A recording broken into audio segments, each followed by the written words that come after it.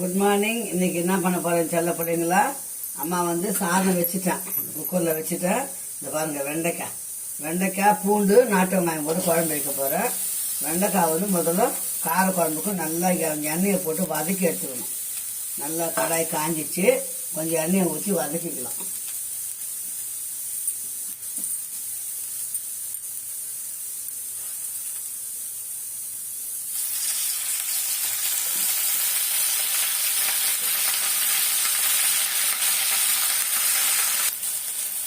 வெண்டைக்காவை ஏன் வதக்கணும்னா அந்த வழுவழுப்பு வந்து குழம்பு வந்து நல்லாவே இருக்காது.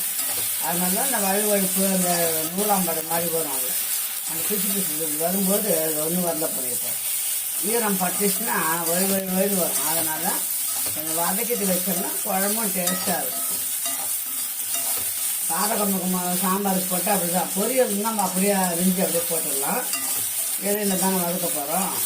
இது குழம்பு சாம்பாருக்கு காரக்குழம்பு பூண்டு குழம்பு வச்சோம்னா இப்படி தான் வதக்கி தான் வைக்கணும். முதல்ல வெண்டைக்காவை நல்லா வதக்கி எடுத்து வச்சுக்கலாம். இப்போ வெண்டைக்காவை வதக்கி இது பாருங்க மாற்றியாச்சு. இப்போ அம்மா வந்து குழம்பு தாளிக்க போகிறேன்.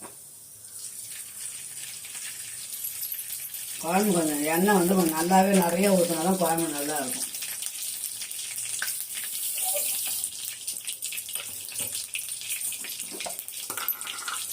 ரெண்டு நாளைக்கு இந்த விட கெடாது பிள்ளைங்களா குழம்புலாம்.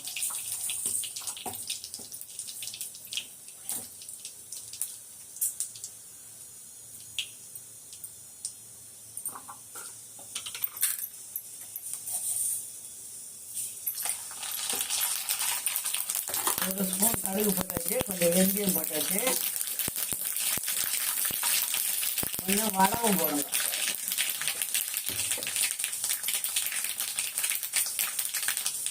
கருவேப்பிலை உருளி போடணும்.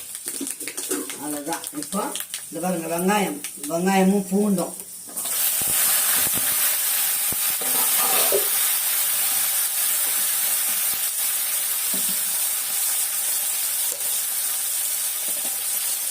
சீக்கிரம் வச்சோன்னா இப்படி தான் டக்குன்னு செஞ்சுடுவோம். இப்போ வெங்காயம் வதங்கணும். தக்காளி 2 எடுத்து நம்ம அரைச்சிட்டு வந்துடுவோம்.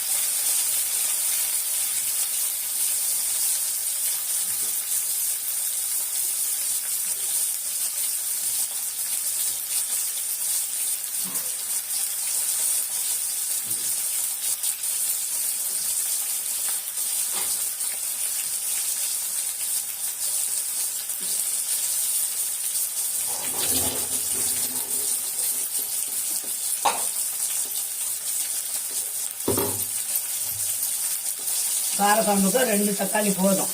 நம்ம புளி ஊற்றுறோம் இல்லைங்களா, அதனால 2 தக்காளி போதும்.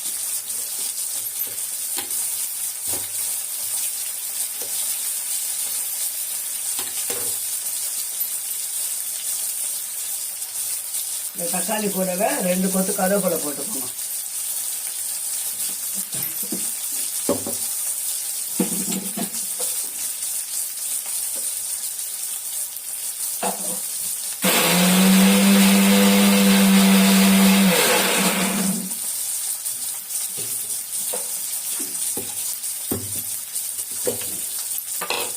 இந்த தக்காளி கருவேப்பிலை அரைச்சது இதில் போட்டுக்கும். குழம்பு டேஸ்டாக இருக்கும், கொஞ்சம் திக்னஸாகவும் இருக்கும்.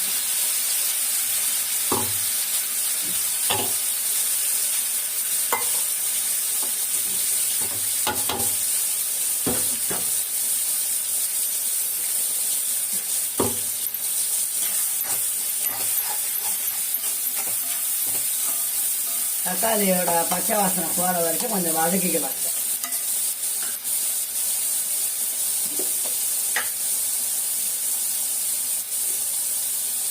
கொஞ்சம் மஞ்சத்தூள் போட்டுக்கலாம். உப்பு வந்து நான் புளியில் போட்டேன்.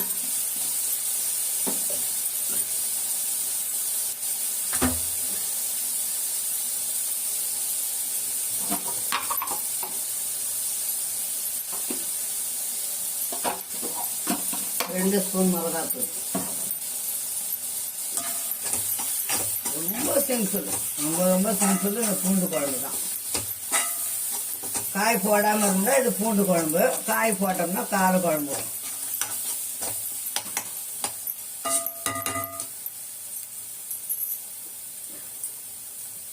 இப்போ அதை கரைச்சி வச்சிருந்த புளியை வந்து இதில் ஊற்றிக்கலாம்.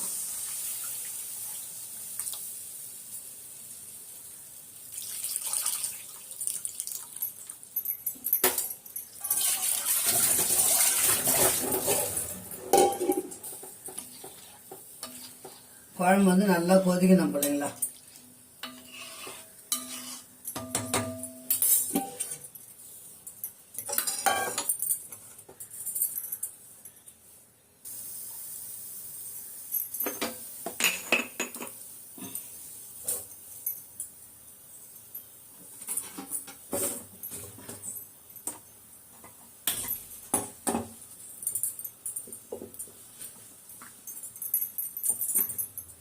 குழம்பு எடுத்து இங்கே போட்டுருவோம். குழம்பு கொதிக்கிட்டோம். அதுக்குள்ளே வந்து பொரியல் தாளிச்சிடலாம். கடாய் வந்து நல்லா கொஞ்சம் காயிட்டோம். இப்போ பாருங்க பிள்ளைங்களா, அப்பளம் பொரிச்ச எண்ணெய் தான் வந்து குழம்பு தாளித்தேன். அது வந்து பீட்ரூட் பொரியல் தாளிக்கூடாது, சிறு கசப்பு மாதிரி ஆகிடும். ஃப்ரெஷ்ஷான எண்ணெய் 1 ஸ்பூன் ஊற்றியாச்சு. எண்ணெய் நல்லா காயிட்டோம். கொஞ்சம் 1 ஸ்பூன் ஊற்றினா போதும். பாருங்க, ஒரே ஒரு பீட்ரூட்டு, பெரிய பீட்ரூட்டு நல்லா பொடியாக, அது பாருங்க பொடியாக அரிஞ்சு வச்சுக்கணாமா.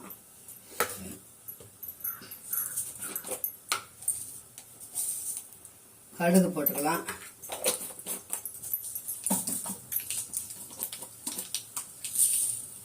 உளுத்தம்பருப்பு கொஞ்சம் போட்டுக்கோங்க. எந்த பொரியலுக்கும் கடுகும் உளுத்தம்பருப்பும் சேர்ந்து போட்டோம்னா டேஸ்ட்டு நல்லாயிருக்கும்.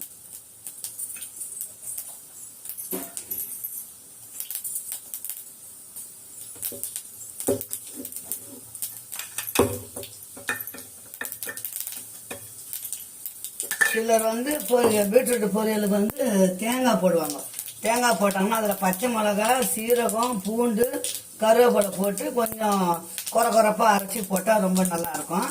அம்மா அப்படி செய்யல, அம்மா வந்து வேறு விதமாக செய்யலாம். இப்போ பீட்ரூட்டை இதில் போட்டுக்கலாம்.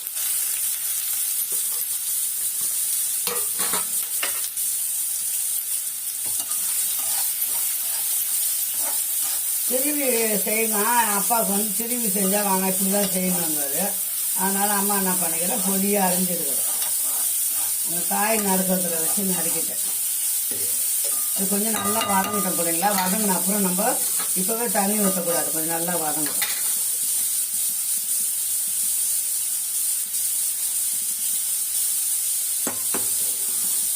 குழம்பு உப்பு காரம் பார்த்துக்கலாம். அந்த பக்கம் குழம்பு கொதிக்குது. பார்த்து நல்லா குழம்பு கொஞ்சம் நல்லா கொதிச்சு அப்புறம் தான் வெண்டைக்காய் போடணும்.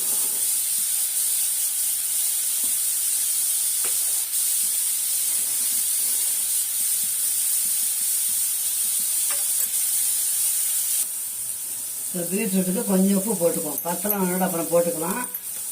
இந்த இந்த என்ன போட்டுக்கணும் தெரியுங்களா, மிளகு, சீரகம், சோம்பு, கருவேப்பிலை போட்டுக்கிறேன். இதில் இந்த தூளை வந்து இதில் போட்டுக்கணும்.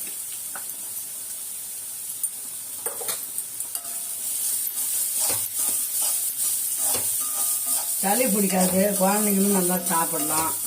தேங்காய் வந்து சிலருக்கு வந்து தொண்டைக்காய் ஒரு மாதிரி எஞ்சி கறிக்கிற மாதிரி இருக்கும்.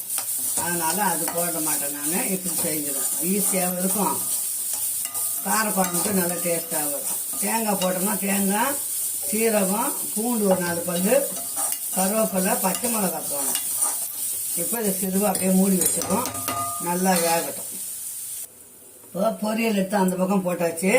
அது பாட சிறுவாக வேகட்டும். வெந்துச்சுன்னா நம்ம இறக்க வேண்டியதுதான். இதை வெண்டைக்காவை போட்டுக்கலாம். அது குழம்பு நல்லா கொச்சிச்சு. அதுதான் பண்ணிடலாம். காலையில் தான் அதுதான் பண்ணிடலாம். கடன்னு செய்வேன் நான். பூண்டு பெருசாக போட்ட மென்று சாப்பிடும்போது நல்லா இருக்கும்.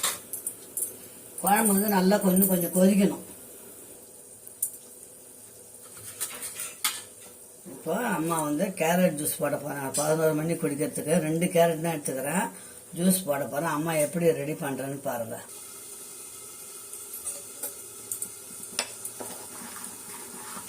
பாருங்க, குழம்பு நல்லா சுண்டி சூப்பராக ஆயிடுச்சு. பாருங்க, செமையாக ஆயிடுச்சு.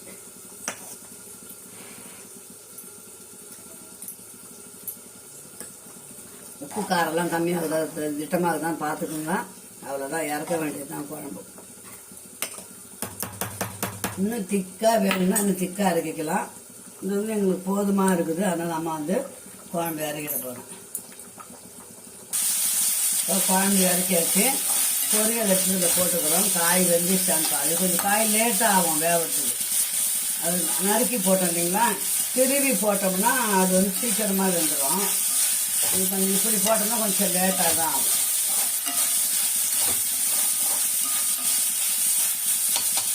அம்மா வீட்டில் பெப்பர் போட்டு பீட்ரூட் பொரியல், பூண்டு வெண்டைக்காய் போட்டு குழம்பு, நாட்டு வெங்காயம் மாதிரி குழம்பு ரெடி ஆகிடுச்சு. சாதம் வச்சாச்சு, ரசம் இருக்குது. அதுதான் பிள்ளைங்களா இந்த வீடியோ வச்சோடு முடிச்சுக்கலாம்.